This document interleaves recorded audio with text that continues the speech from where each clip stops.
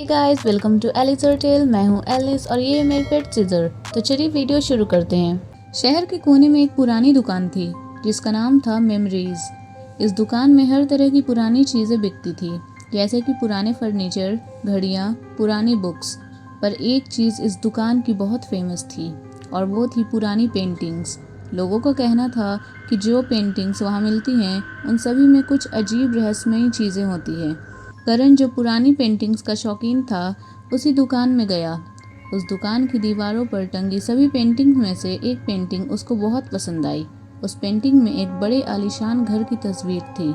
तस्वीर में घर के सामने खड़ी एक औरत दिख रही थी। वो पुराने ज़माने के कपड़े पहने हुई थी। ऐसा लग रहा था जैसे उस औरत की आंखें सीधा करण की तरफ देख रही हो। करण को अजीब सा एहसास हुआ, लेकिन उसने वो पेंटिंग खरीदने का मन बना लिया था। ये पेंटिंग कितनी कीमत की है? करण ने दुकानदार से पूछा। तुम इसे नहीं खरीद सकते, दुकानदार ने धीरे से कहा। ये पेंटिंग जैसे दिखती है उससे कहीं ज़्यादा पुरानी है और इस पेंटिंग के साथ कुछ अजीब है। करण हंसा और कहने लगा, आप कहानियाँ बना रहे हैं। वैसे भी ये सिर्फ एक पुरानी पेंटिंग ही है। मैं इसे खरीदना चाहता हूँ। दुकानदार ने उसे बहुत मना किया खरीदने से, पर करण ने उसकी बात नहीं मानी। वो पेंटिंग खरीदकर घर ले आया और अपने ड्राइंग रूम में उसे टांग दिया। लेकिन पेंटिंग लगाने के कुछ दिन बाद अजीब घटनाएं होने लगी। हर रात करण को उस पेंटिंग में हलचल महसूस होती थी। ऐसा लगता था जैसे पेंटिंग की औरत की आंखें हर बार अलग डायरेक्शन में देखती हैं। कभी वो सामने की तरफ देखती हैं तो कभी किसी और तरफ। एक रात जब करण सो रहा था, तभी उसकी नींद अचानक किसी चीज़ की आवाज़ सुनकर खुली। उसे लगा शायद उसके घर में चोर घुस आया है। वो जल्दी से उठकर ड्राइंग रूम की तरफ भागा। वहाँ पहुंचकर उसने जो देखा, उसके बाद उसकी आंखें फटी की फटी रह गई। उसके कदम एक ही जगह पर थम गए।